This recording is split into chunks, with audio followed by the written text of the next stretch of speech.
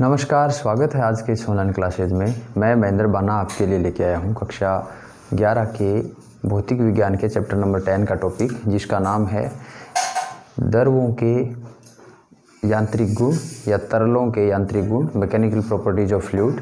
और last video में आपने देखा कि किसी भी लिक्विड के लिए जो टोटल एनर्जी है वो या तो प्रेशर एनर्जी होगी, या उसकी काइनेटिक एनर्जी होगी, या उसकी पोटेंशियल एनर्जी होगी, और उसका यूनिट वॉल्यूम में भी हमने मान देखा लास्ट बार। आज के अपने टॉपिक में पढ़ने जा रहे हैं बर्नौली की प्रमेय या बर्नौली की थ्योरम। ये साइंटिस्ट ये बताता है कि किसी भी लिक्विड के लिए यूनिट वॉल्यूम में तीनों एनर्जी का जो योग है वो कांस्टेंट होता है, यानी कि according to this theorem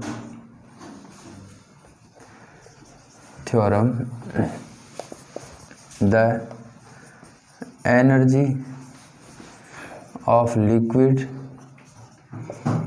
in unit volume total energy of liquid in unit volume always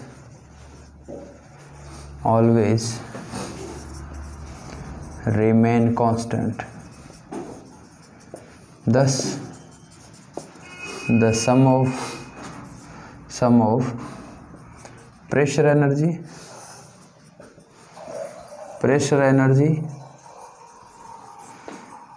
kinetic energy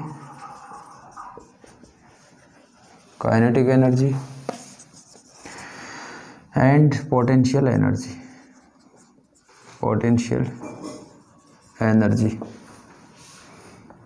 is always constant. इस प्रमेय के अनुसार किसी तरल या फिर किसी द्रव के लिए जो कि क्या हो, असंपीड्य हो,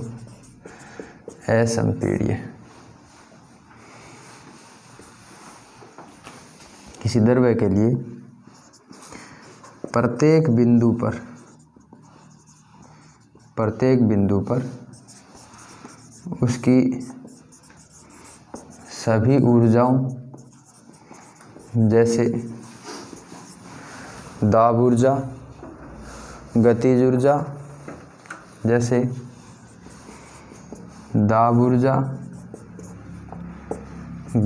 ऊर्जा, और स्थितिज ऊर्जा का योग सदैव नियत रहता है या नियतांक के बराबर होता है, एक ही बात है। अब हम कुछ कंसीडरेशन करते हैं इसको प्रूव करने के लिए। यदि अपन मान लें दाब ऊर्जा P है, गतिज ऊर्जा अर्थात सच दैट दाब ऊर्जा P है, गतिज ऊर्जा K है, प्लस स्थितिज ऊर्जा U है, यानी कि pressure energy plus kinetic energy plus potential energy is equal to क्या होगा भाई, कांस्टेंट, बराबर होगा कांस्टेंट।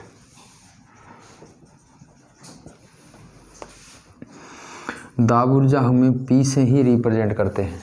लास्ट वीडियो में अपने देखा प्रेशर एनर्जी को अपन लोग P से ही रिप्रेजेंट करते हैं। काइनेटिक एनर्जी को हमने देखा था यूनिट वॉल्यूम के अंदर था, तो हमने लिखा था ρV², V is the velocity, plus और इसके अंदर अपने पास मान आया था ρGH इज इक्वल टू आता है constant, ρH is equal to constant. अगर आप रो को कॉमन निकाल के भी छोड़ो इसको, तो pressure P/ρ is equal to half of V² plus GH, that is become constant. Hindi medium वाले नियतांक लिख सकते हो या नियत लिख सकते हो, एक ही बात है। ये है बर्नौली के प्रमेय का स्टेटमेंट। अब प्रूफ ऑफ बर्नौली इक्वेशन देखो, नेक्स्ट अपना बन जाएगा, इम्पोर्टेंट भी है, proof of Bernoulli's theorem. Proof of Bernoulli's theorem.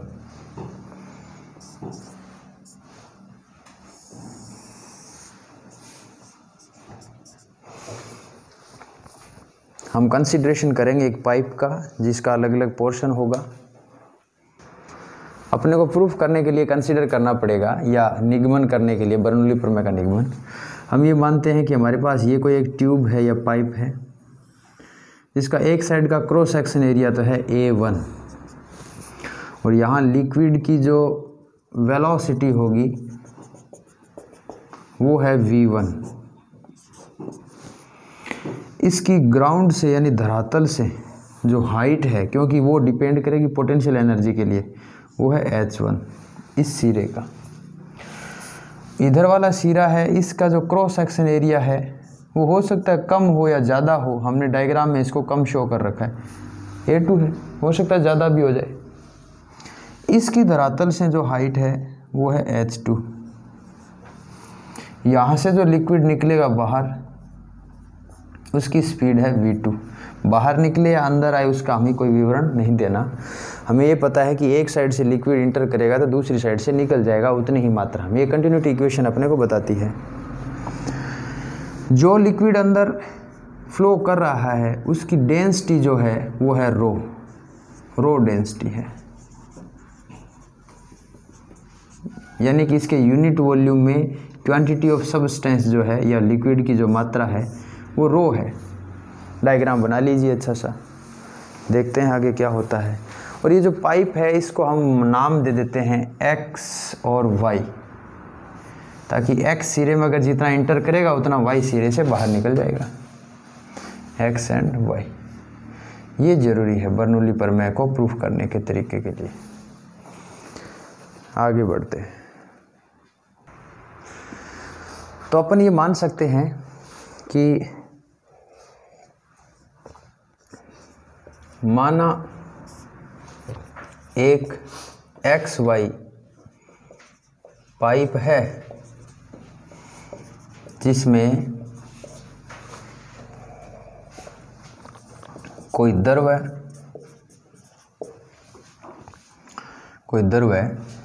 रो घनत्व वाला X सिरे से Y सिरे की ओर बह रहा है। एक बात तो ये होगी।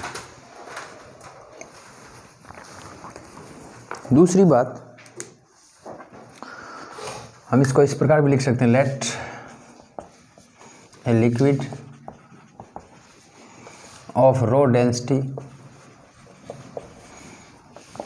flowing from the edge X to Y in the tube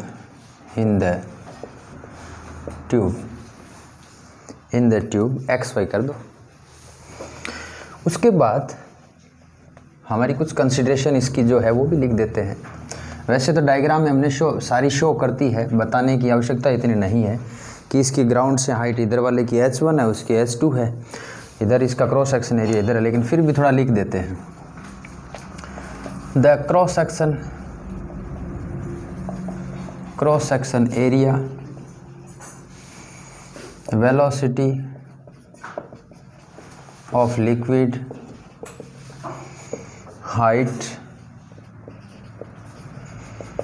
height of the tube heads from the ground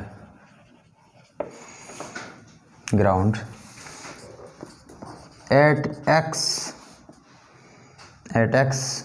are, यानी एक्स पर देखो कितना है, A1 है, V1 है एंड H1 है। सिमिलरली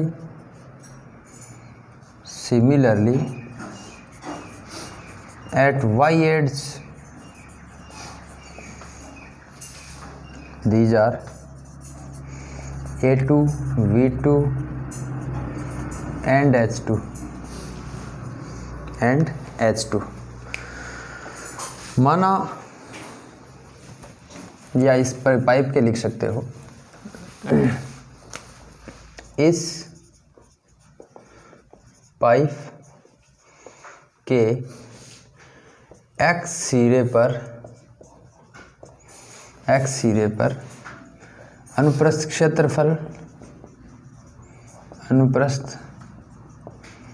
क्षेत्रफल वो तो है A1, द्रव्य का वेग वो है V1, व तल से ऊंचाई या धरातल से ऊंचाई H1 है। इसी प्रकार Y सिरे पर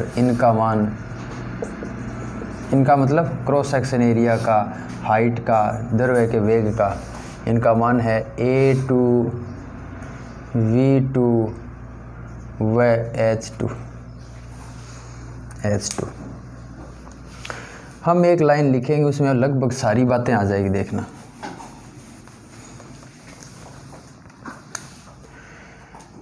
सिरे X पर दाब P1 है, क्योंकि वेलोसिटी अगर कम ज़्यादा होगी तो यहाँ जितना प्रेशर होगा उतना प्रेशर यहाँ नहीं रहेगा। क्रॉस सेक्शन एरिया कम ज़्यादा होने से उस सिरे पे प्रेशर जो है लिक्विड का वो कम ज़्यादा हो जाता है। अगर आप एरिया कम करते हो तो वहाँ पर लिक्विड का प्रेशर वो ज़्यादा हो जाएगा, और एरिया अगर बढ़ा देते हो तो वहाँ प्रेशर कम हो जाएगा लिक्विड का।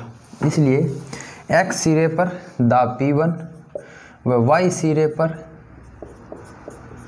दाब P2 है। ये लाइनें ज़रूरी है। At X ends the pressure is P1 and at Y ends the pressure is P2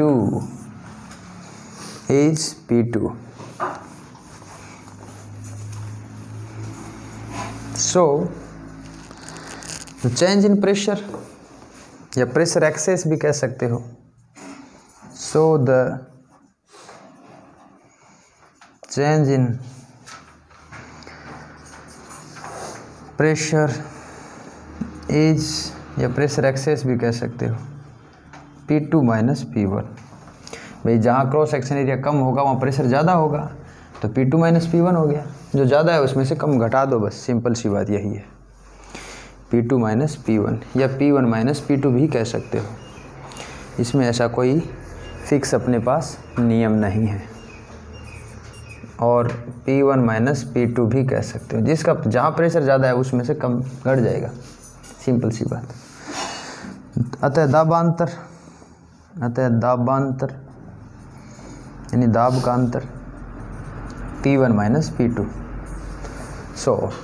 अब हम ऊर्जाओं के मान ज्ञात करेंगे और उनको योग करके देखेंगे कि इसका मान प्रूफ होता है क्या। अब हमें ये बात का पता है कि by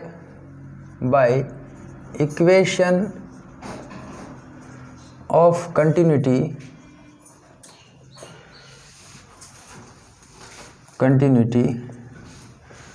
the quantity of fluid flowing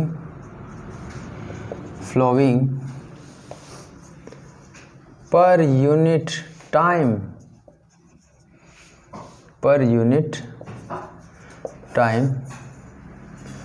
is equal to incoming and outgoing।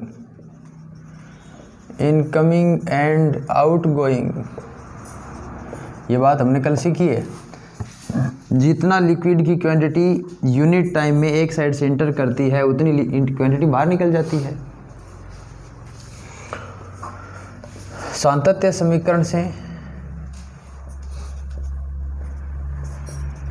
समीकरण से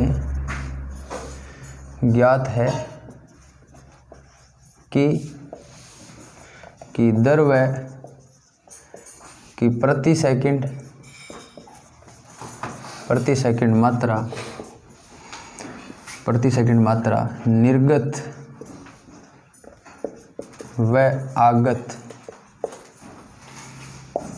में बराबर होती है। अतः द क्वांटिटी ऑफ लिक्विड द्रव्य की मात्रा, कल हमने सीखा है ये बात, Q बराबर होता है A1 इंटू V1, जो किसके बराबर रहेगा A2 इंटू V2 के। याद रखो द्रव्य की मात्रा प्रति सेकंड जो होगी, द्रव्य की मात्रा बराबर लिख देना, प्रति सेकंड द्रव्य की मात्रा, ये आएगा m/ρ के बराबर, m/ρ के बराबर।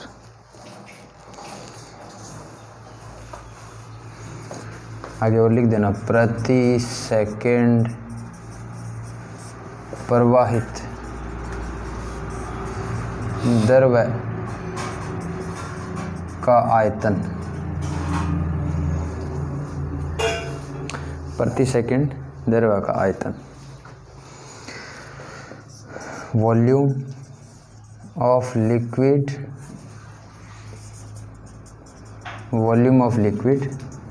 in per second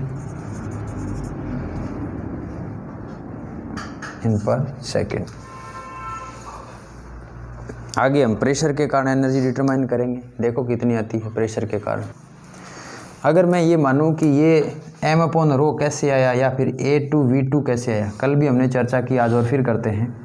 मान लेते हैं कि कोई लिक्विड अंदर इंटर कर रहा है, वो t समय के अंदर यहाँ तक पहुँच गया, तो उतना ही लिक्विड यहाँ वाला आगे चलेगा, तो वो लिक्विड कहीं आगे बह गया, थोड़ा ज़्यादा बह गया, आगे स्पीड बढ़ गई होगी उसकी। तो हमें पहली बात तो इतने लिक्विड का क्वांटिटी चाहिए, फिर टी का उसमें भाग दे देंगे, यूनिट टाइम का मान आ जाएगा। तो इसके क्वांटिटी का मान चाहने के लिए अपने क्या चाहिए, क्वांटिटी का मान लेने के लिए हमें पता होना चाहिए इसका वॉल्यूम और इनटू डेंसिटी का पता होना चाहिए, वॉल्यूम इनटू डेंसिटी का पता होना चाहिए। वो क्वांटिटी आती है जिसको हम m से रिप्रेजेंट करते हैं। हमने ये कह रखा है कि इसका क्रॉस सेक्शन एरिया जो है वो A1 है, कितना है A1, और हम ये किसी टाइम t पर मान लेते हैं लिक्विड है वो x अंदर इंटर कर गया, x डिस्टेंस तक अंदर इंटर कर गया, तो वॉल्यूम का सूत्र तो हो गया एरिया इंटू x, डेंसिटी क्या है रो, दैट इज बिकम m। फिर देखो मैं ये बात जानता हूँ कि यूनिट टाइम के अंदर कितना गया, बर्नौली ने यही तो कहा कि यूनिट टाइम के अंदर जितना लिक्विड अंदर जाता है उतना बाहर। तो यूनिट टाइम के लिए अपने को पता होना चाहिए m/t, यानी यूनिट टाइम के अंदर क्वांटिटी। तो m का मान कितना है, ये AX/ρ इंटू टी, x/t क्या होता है वेलोसिटी, तो a into velocity into rho.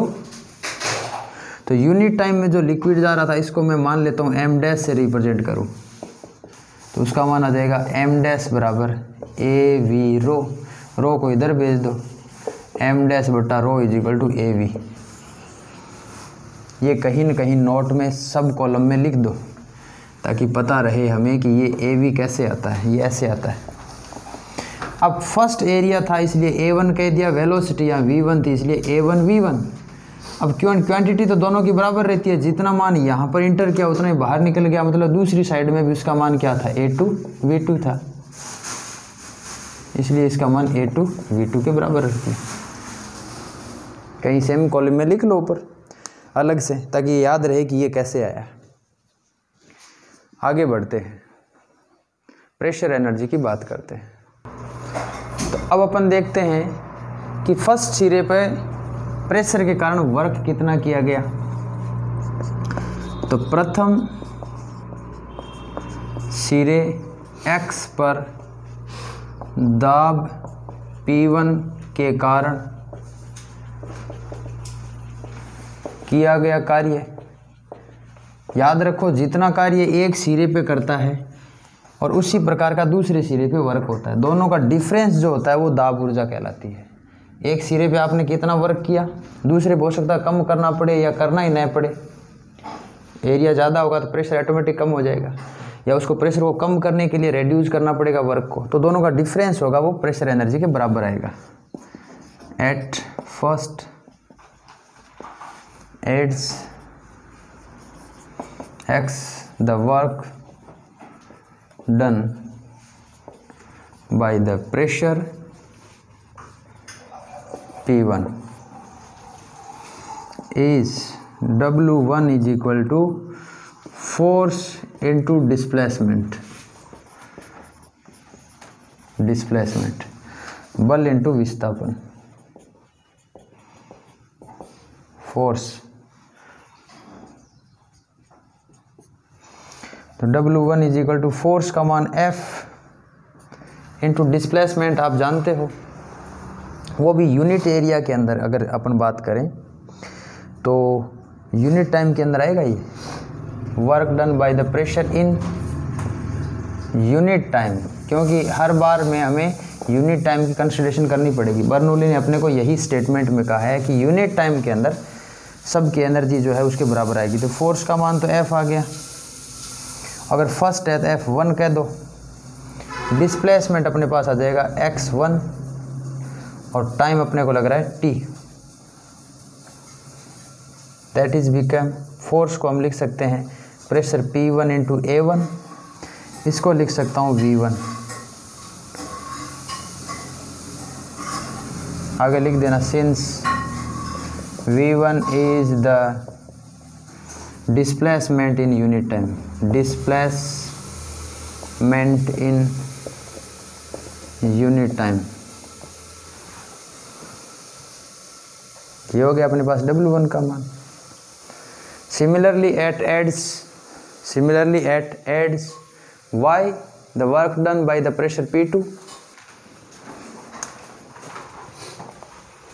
तो similarly the work done by pressure P2 at unit time या at adds Y in unit time, that is W2, Y सिरे पर प्रति सेकंड P2 दाब द्वारा किया गया कार्य, W2 बराबर वही सूत्र P2A2 इंटू V2, अतः बस आ गया आंसर इसका। परिणामी कार्य या दाब के कारण प्रति सेकंड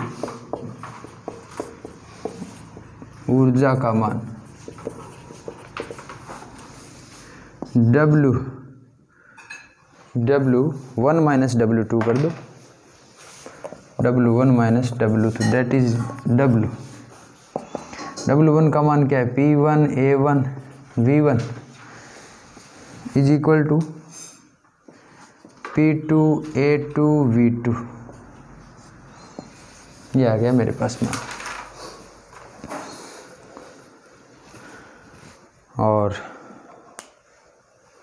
अपने को इसका पता है कि A1 V1 ये वाला जो मान है, ये तो कंटिन्यूटी इक्वेशन से अपने को इस बात का पता है, ये मान होता है m/ρ के बराबर, माइनस P2 m/ρ। अभी हमने लिखा था कंटिन्यूटी इक्वेशन से कि पर यूनिट टाइम के अंदर लिक्विड की जो मात्रा है, क्वांटिटी जो है वो m/ρ होती है। इसका मतलब W का मान आ गया मेरे पास P1 माइनस P2, कॉमन निकाल दिया m/ρ। That's all. Equation number first, equation number first. ऐसे ही अपन कह देंगे काइनेटिक एनर्जी में कितना इंक्रीमेंट हुआ। अगर एरिया कम है A2 का तो काइनेटिक एनर्जी में इंक्रीमेंट होगा, बढ़ेगी। एरिया दूसरा अगर कम है तो इंक्रीज बढ़ेगा। तो हम कह देंगे now the change in kinetic energy, गतिज ऊर्जा में वृद्धि, डेल्टा के इज इक्वल टू आ जाएगा हाफ ऑफ, वो भी यूनिट वॉल्यूम की बात करते हैं अपन, ध्यान रखें इस बात का, हाफ ऑफ mv1 का स्क्वायर माइनस v2 का स्क्वायर, हाफ ऑफ v1 का स्क्वायर माइनस v2 का स्क्वायर, तथा स्थितिज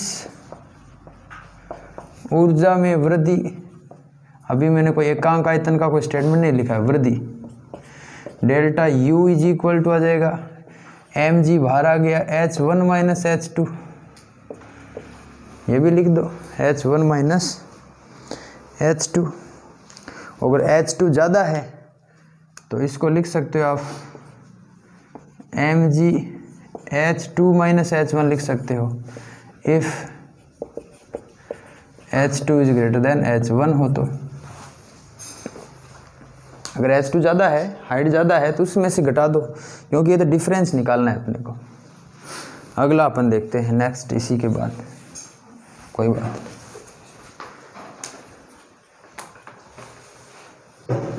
तो अपने पास ये जो W का मान आया है ये तो आया है प्रेशर के कारण, तो हम ये कह सकते हैं रिजल्टेंट, ये तो था रिजल्टेंट प्रेशर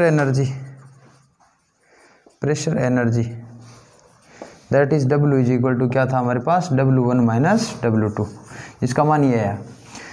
और ये चेंज इन काइनेटिक एनर्जी अपने पास ये आ गया, इक्वेशन नंबर 2 कह दो इसको। इसमें आ जाएगा चेंज इन पोटेंशियल एनर्जी, ये चेंज इन पोटेंशियल एनर्जी, ये आ जाएगा मेरे पास delta U is equal to, equation number 3 दे दो इसको, delta U is equal to mgh2 minus h1।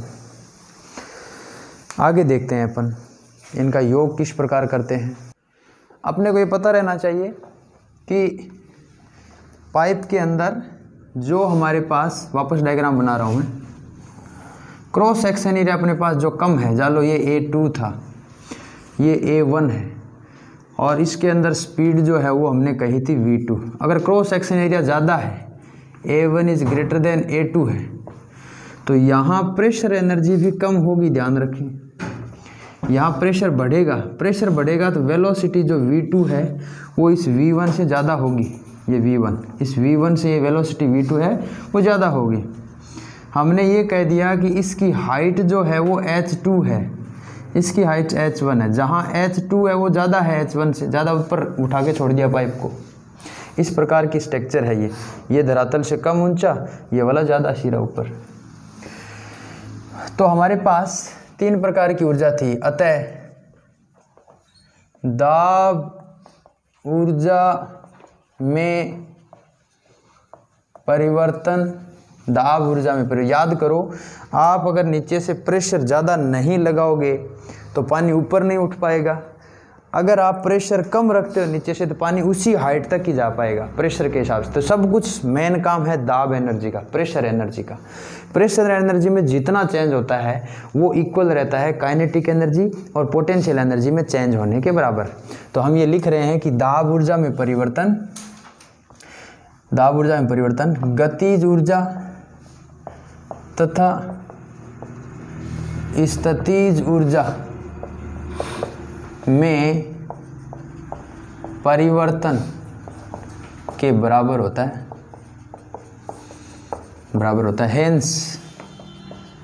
Hence change in pressure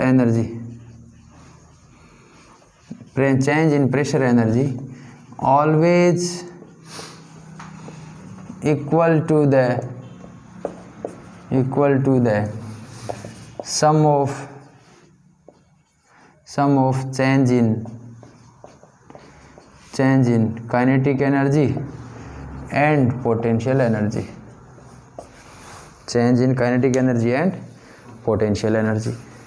देखो भाई कितना आना चाहिए इनका मान। एक बात याद रखें, अभी मैंने शायद एक क्वेश्चन लिखा है चेंज इन काइनेटिक एनर्जी, उसका सूत्र जो बनेगा m v2 का स्क्वायर माइनस v1 का स्क्वायर लिखें उसको, क्योंकि वेलोसिटी v2 ज़्यादा है तो काइनेटिक एनर्जी में जो चेंज आएगा v2 माइनस v1 लिखना बेहतर रहेगा। तो हमारे पास उत्तर आ जाएगा w का मान जो आएगा delta k plus delta u के बराबर। w का मान मेरे पास था p1 माइनस p2 और इनटू अपने पास था m upon rho, that is become delta k का मान आया था हाफ ऑफ m v2 का स्क्वायर लिखना है भाई वहाँ पर, v2 का स्क्वायर माइनस v1 का स्क्वायर प्लस डेल्टा u की जगह मेरे पास आ जाएगा mg, h2 ज़्यादा था h1 से, लो साहब ये आ गया आंसर। एक साइड में करो और बर्नौली प्रमेय का स्टेटमेंट प्रूव हो जाएगा। देखो कैसे होगा प्रूफ।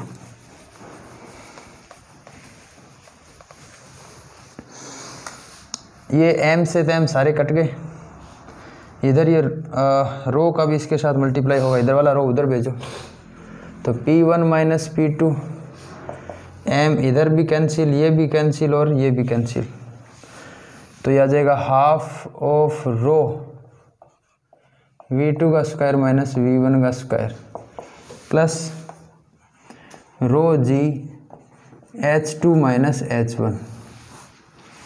और देखो भाई p1 minus p2 is equal to half of rho v2 का square minus half of rho v1 का square plus rho g h, अंदर मल्टीप्लाई करते जाओ, रो जी h2 माइनस रो जी h1। 1 वाले सारे एक साइड में ले लो और 2 के पोर्शन सारे एक साइड में ले लो, तो इधर ये v2 वाला मान है, इधर ये h2 वाला मान है, इधर p2, इस p2 को इधर ले जाओ, इधर ये v1 और h1 वाला मान इधर ले आओ, तो बर्नौली की स्टेटमेंट अपने पास प्रूव हो जाएगी। बर्नौली ने अपने को यूनिट वॉल्यूम के लिए जो स्टेटमेंट दिया कि P1 यानी पहले एड्स पे प्रेशर एनर्जी प्लस ये वाला मान नेगेटिव था, इधर आके पॉजिटिव हो जाएगा, हाफ ऑफ रो v1 का स्क्वायर, ये है kinetic energy in unit volume पर सेकंड। ये वाला जो है पोटेंशियल एनर्जी है, ये तो पड़ा ही है पहले से, यहीं रहने दो, ये पड़ा यहीं रो v2 का स्क्वायर, ये प्लस का ये भी पड़ा रहने दो रो GH2, ये P2 उधर आ जाएगा। ये देखो भाई यानी दोनों सिरों पर तीनों एनर्जी का जो योग है या वो है कांस्टेंट रहता है, अतः सिरे x तथा y पर, सिरे x तथा y पर तीनों ऊर्जाओं का योग सदैव बराबर रहता है। ठीक है, ये भी सही बात है। अगर आप एक साथ लिखना चाहो, अर्थात बराबर रहने का मतलब प्रत्येक बिंदु पर कांस्टेंट रहता है, अतः इनका योग सदैव नियत रहता है। hence at ends x and y all three ये याद रखो रो के रूप में आ रहा है, इसका मतलब यूनिट वॉल्यूम वाला मान है ये सारा का सारा। ऑल थ्री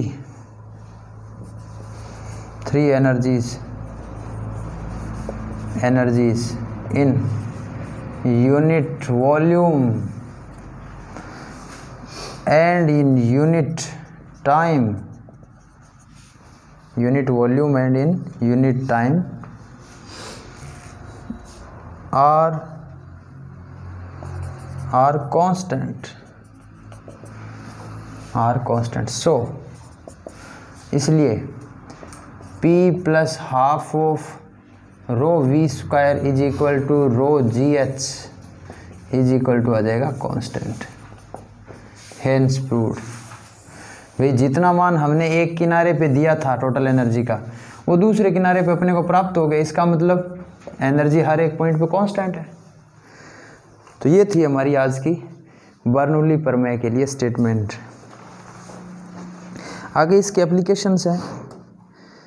एप्लीकेशंस में अपने पास motion of liquid in horizontal tube में आ जाता है, वेंचुरी फ्लो मीटर में आ जाता है, और एटमोइजर में या स्प्रेयर में आ जाता है, और एरोप्लेन्स के विंग के लिए आ जाएगा, ब्लड सर्कुलेशन के लिए आ जाएगा, मैग्नेस इफेक्ट के लिए आ जाएगा, आंधी के समय टिन की छत का उड़ने का मतलब आ जाएगा, पिटोट ट्यूब में आ जाएगा, रेलगाड़ी पर प्लेटफॉर्म की पट्टियों के नज़दीक खड़ा होकर अदर।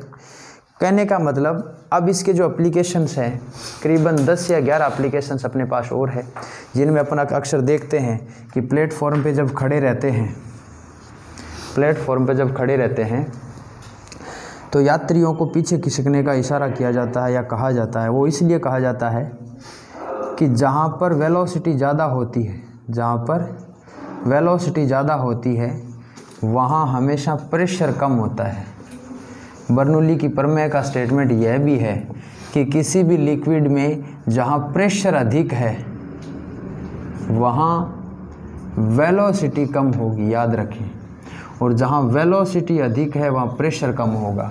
आपने अक्सर देखा होगा आंधी के दिनों में हमारे छत के टिन वगैरह उड़ जाते हैं, कारण कि आंधी की स्पीड जो है, हवा की स्पीड जो है वो उस पोर्शन या उस एरिया पे ज़्यादा होने से वहाँ प्रेशर कम हो जाता है। प्रेशर कम होने से अंदर की एयर है वो उसको ऊपर की तरफ एक इजेक्ट फोर्स लगाती है, जिससे टिन है हवा में चले जाते हैं। ऐसे ही अगर ट्रेन किसी प्लेटफॉर्म पे आती है तो प्लेटफॉर्म के संपर्क में आने वाली हवा है वो उसके साथ चली जाती है, जिसका मतलब कुछ समय के लिए उस प्लेटफॉर्म के बीच में एक वैक्यूम जनरेट होता है या प्रेशर है वो कम जनरेट होता है, तो बाहर की एयर है वो अंदर आने का प्रयास करती है, जिससे किसी यात्री को आगे की तरफ ही धक्का लग सकता है। ऐसे कई सारे अपने पास इसके वेंचुरी मापी के कई एप्लीकेशंस है जो पढ़ेंगे नेक्स्ट वीडियो में। आज के लिए बस इतना ही, कल फिर मिलते हैं नई वीडियो के साथ, नई टॉपिक के साथ। तब तक के लिए धन्यवाद।